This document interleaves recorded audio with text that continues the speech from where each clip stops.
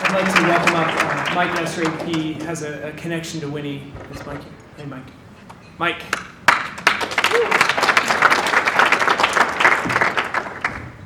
I'm the comic relief tonight, especially following that. How do you answer that? I mean, it's crazy. But Winnie is an actual friend of mine. But let me go back for a second. 29 years ago, almost to this day, I lost a script. It was a very important script. It was my wedding vows. And I'm ready to walk out to marry my beautiful wife of 29 years, Lori. And I lost my vows. Somewhere in the house, they were lost, and I had 150 people in the yard waiting for us to get married, and I lost my vows. And I freaked out. And I said to my mom, what do I do? What am I going to do? She's got hers, I don't have mine. And my mom said, speak from your heart.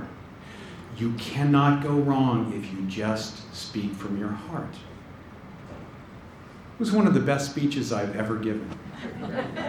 From that day, 29 years later, I speak to quite a few people throughout the year, and I've never had a script.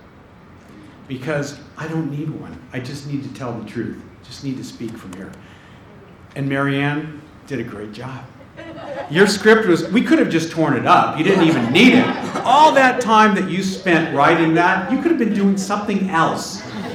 Like raising another 20 children or whatever. Crazy, right? Winnie is a friend of mine.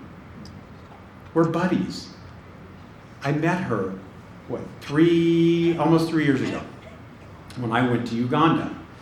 And it was kind of a fact-finding mission. I needed to find out what is going on there. I want to get involved. I want to give something. My wife and I want to give something back, but what are we going to do? So we met Mike and Marianne through a mutual friend, and Paul and Janet Gibson, and we decided, let's just go. Let's just find out what's going on. And there was Winnie, hanging out at the house. She was actually staying there because she had to run away from the evil man that she described there. And Paul and Janet were living there at the time, and Mike and Marianne were there, and they all invited her to stay with them. And I got to meet her. And during that time, they invited a group of elders to come and speak to the group at the village there. And Winnie got to tell her story to what they call the chairman. The chairmans of the villages came, and all these men sat around, and there was probably about 30 or 40 of us sitting around in a circle, and Winnie told that story. That was it for me. I could not stop crying. The tears are flowing. Jeff Land was there. The tears are flowing. My partner Chris was there. It was unreal. And the chairmans of the villages, the chairman of all the villages were there, and they were crying. And everybody was... That didn't even do it justice. I mean, she has a story to tell that is beyond belief. And so I started talking to Winnie, and I brought this little special coin that has followed me throughout the years, and I've given it to people in need. A little gold coin. It wasn't very valuable, but it meant a lot to me. And I gave it to a friend of mine whose wife was going through cancer, and she needed something, a lift. So I gave her this coin, and I said, please give it back to me someday. And she did. And another friend of mine, I gave it to him, and he had cancer, and he was going through pancreatic cancer, and he was about to die. And 4 years later, he gave it back to me. So this coin has been following me throughout the years. And I brought it to Uganda, and I said, I'm going to give it to somebody special. And when I heard Winnie's story, I pulled her aside. I said, I have something for you I want to give to you.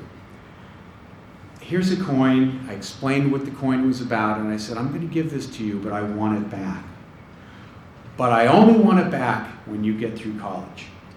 And when that day comes, I will come back here, and I want you to give it back to me, because I'm going to pass it on to somebody else that needs it.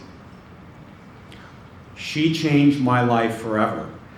And when I went back this year, actually, I was there, and I said, do you still have it? She goes, oh yeah, and I'm going to give it back to you, but not now. Wait till I get through college first. She touched my life. Let me go back to the first time, because Winnie's not the only one that touched my life and changed my life forever. You may have remembered I showed this picture of these two beautiful girls, Caroline and Josephine, that I discovered through a mentorship program. It was a day in the life of a mentor, and I got to go through one of the villages. And Janet Gibson was with me on that trip with one of the mentors, Diana. And we found these two little girls who they thought had AIDS. And they were in a little village in a hut with Grandma and Jaja. And they called the grandmother Jaja. And they were living with her. And she wasn't paying very much attention to them because they were what she described as dying. And so I looked at them. Obviously, you can't help but feel for them. And I said, we got to do something. We cannot. Maybe this is why I'm here. I don't know, but we have to do something for these kids. And so I asked Janet, please do something. I don't care what it costs. We have to do something for them. And she came back, and Marianne and Janet got together, and they got these two children into a home, which fed them, got them health care, and they discovered they did not have AIDS. But the grandmother had already lost all of her children. She thought for sure she was going to lose her last grandchildren. She was kind of basically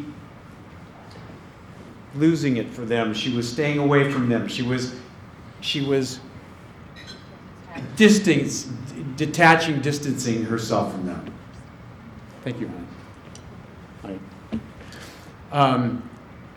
And so a miracle happened. They didn't have it. They got healthy. And I said, I got an idea. Let's build them a house. Let's give them a home to live in. Let's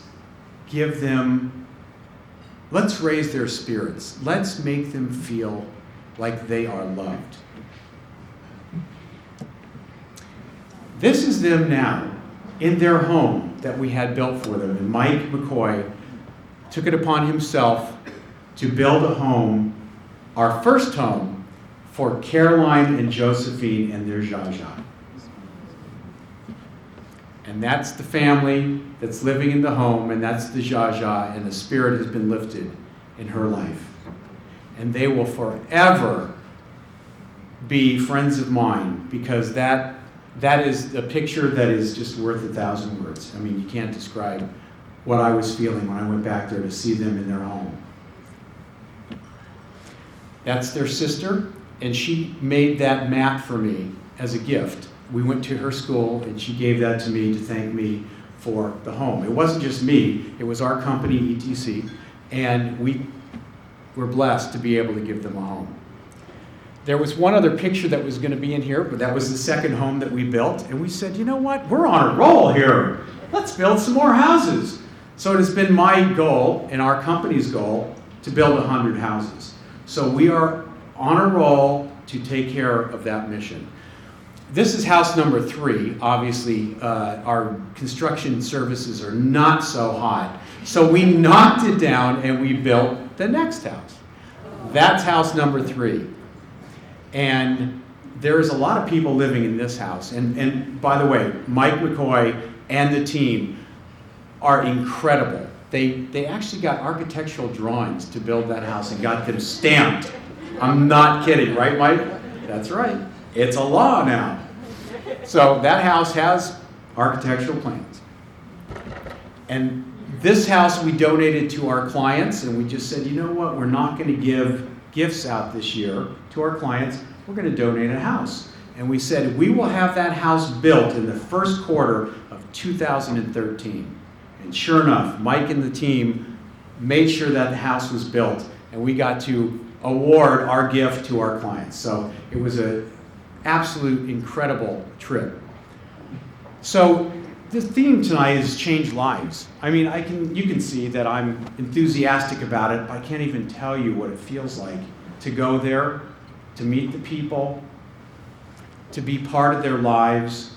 It is the most rewarding thing that I think I ever could have done. And when I get my wife on a plane someday, she's going to go with me, okay? I promise you. You will hear this someday. But I just want to thank you all. It is a blessing to be here. Mike and Marianne are unreal. I spent a lot of time with them. They are salt of the earth, probably the most giving people I've ever met. And so we are all blessed to be with them. Thank you. Thanks, Mike. I love hearing his story because it's not just about personal change for him. It impacted the way he does business. And I love that it isn't just a feeling for him, but it's changed his life in real and tangible ways.